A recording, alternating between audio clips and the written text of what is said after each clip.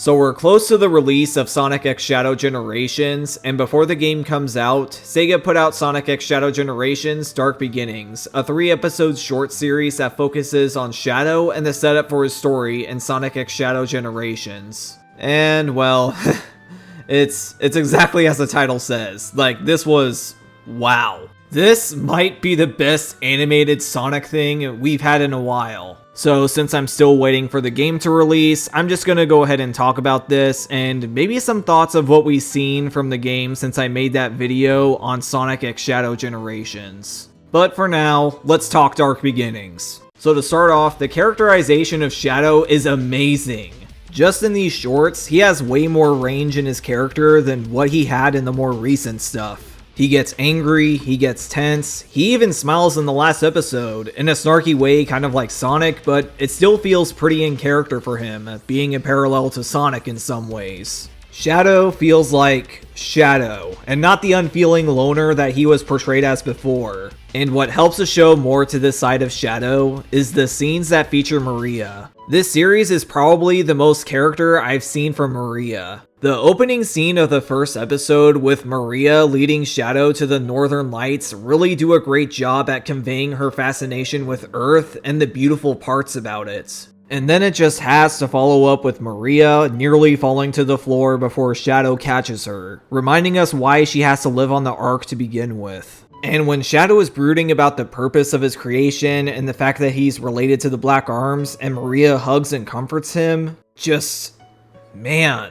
Memes aside, these moments are very heartwarming and really make Maria's death all the more tragic. And while we're talking about characterization, let's talk about Team Dark. It's nice to see Rouge again, especially casually flirting with Shadow in the second episode. Gotta say though, I like the detail here with Rouge's eyes looking blank here, but then lighting up when Shadow arrives. I don't know what that's implying, but my theory might have something to do with her past. Oh yeah, and Omega is awesome! Dude, younger me would be going crazy over this because Omega was and still is one of my favorite Sonic characters. Him calling dibs is pretty funny, but compared to Shadow and Rouge, he didn't really get a whole lot of dialogue. But considering Omega's character, he didn't really need a whole lot of dialogue. He just needed to be a badass killing machine, which is the Omega I know and love. And now, I think it's time to move on to the animation. I'm just gonna say it, this might be the best animation I've seen from Sonic that isn't from the games, and I don't think many will disagree with that. The animation conveys the slower moments between Shadow and Maria phenomenally through their expressions and body language. The environments are breathtaking, especially the machinery and robots, and those fights, man. Just look at this.